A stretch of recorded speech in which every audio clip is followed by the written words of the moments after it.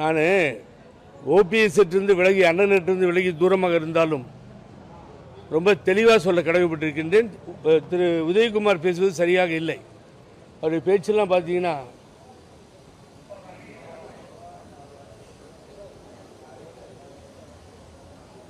சில உண்மைகளை சொல்லியாக வேண்டும். நல்ல காலம் ஞாபகப்படுத்தினார். என்னன்னு கேட்டால், அம்மா ரொம்ப கோபமாக இருந்தாங்க. யார் மேலே? ஓபிஎஸ் மேலே.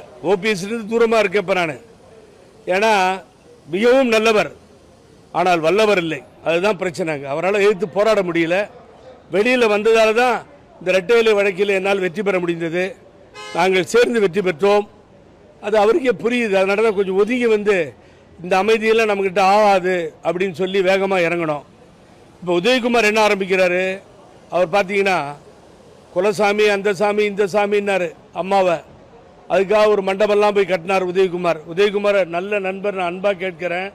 ஒரு பெரிய பொய்ய புரட்சி தலைவி அம்மா கிட்ட நல்ல உறவில் இல்லை, கோபமாக இருந்தார் ஓபிஎஸ் அண்ணன், அம்மா கோபமாக இருந்தாங்க அப்படின்னு ஒரு குற்றச்சாட்டை முன் வைக்கிறார். அவர் 2001 அவர் அமைச்சராகும் பொழுது ஓபிஎஸ் அம்மா மருத்துவமனைக்கு சென்ற பின்னாலும் தொடர்ந்து பொறுப்பு முதலமைச்சராக இருந்தவர். அவர் ஒரு நாள் அவரை அம்மா அவர்கள் தூரத்திலே வைக்கவில்லை, அமைச்சரவையிலிருந்து விடுவிக்கவில்லை, அவர் மேல் எந்தவித குற்றச்சாட்டும் இல்லை. அதே போல அவருடைய பதவியையும் அம்மா எந்த காலத்திலும் பறிக்கவே இல்லை. அம்மாட்ட கோபத்துக்கு ஆளாகி பதவி இழந்தவங்க தான் அதிமுக 99% இருக்கணும். அதை தப்பிச்ச ஒரு ஆள் அப்படின்னா அது ஓபிஎஸ் அண்ணனா தான் இருக்கணும். ஆகிய நேர்மாறாக கருத்துக்களை சொல்றார். இவர் 5 மாசத்துல இவருடைய பதவி போச்சு. 2011 வந்தார். 5-6 மாசத்தில் உதயகுமார் நீக்கப்பட்டார். ஏகப்பட்ட மின் விளக்கை போட்டு மின் தடைக்கு எதிராக இதெல்லாம் பண்ணாருன்னு சொல்லி உடனே எடுத்துட்டாங்க. இப்படிப்பட்ட ஒரு சூழ்நிலை. ஆகவே அவர் ஓபிஎஸ்சி சொல்லுவது சரியில்லை. பாருங்க, அதே நீங்கள் கேட்டதுக்கு ஏன் சொல்கிறேன்னா, ஒரு இணக்கமான சூழ்நிலை ஏற்படும் பொழுது இதையெல்லாம் சொல்லி கெடுக்கிறாங்க. உதயகுமார் கெடுக்கிறாரு.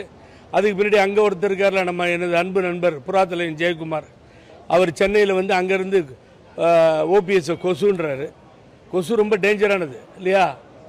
மலேரியா எங்கேருந்து வருது? கொசுவில் தான் இருந்து வருது. டெங்கு எங்கேருந்து வருது? கொசுலேருந்து வருது. ஓபிஎஸ்க்கு சில கொசு கடிக்க ஆரம்பித்தா தாங்க மாட்டார் அவர். இப்போ நாங்களாம் இல்லாத தைரியத்தில் பேசிட்டு இருக்கார் அவர். அது தவறு. இப்படிலாம் பேசி ஒரு இணக்கமான சூழ்நிலையை கெடுக்கிறார்கள் இவர்கள்.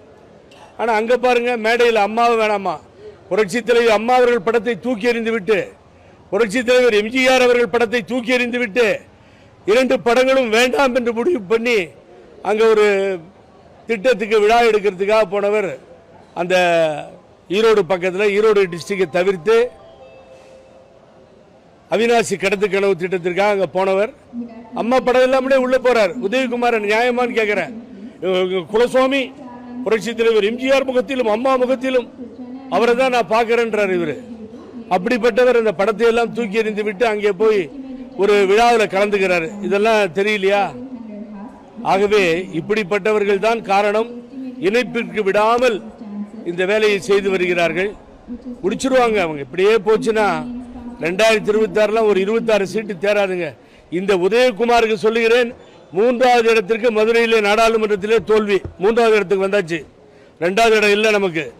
அந்த நிலைமைக்கு போச்சு. மாவீரன்கள் நீங்கள் செல்லூர் ராஜெல்லாம் அவர் உண்மையை ஒத்துக்கிட்டார்.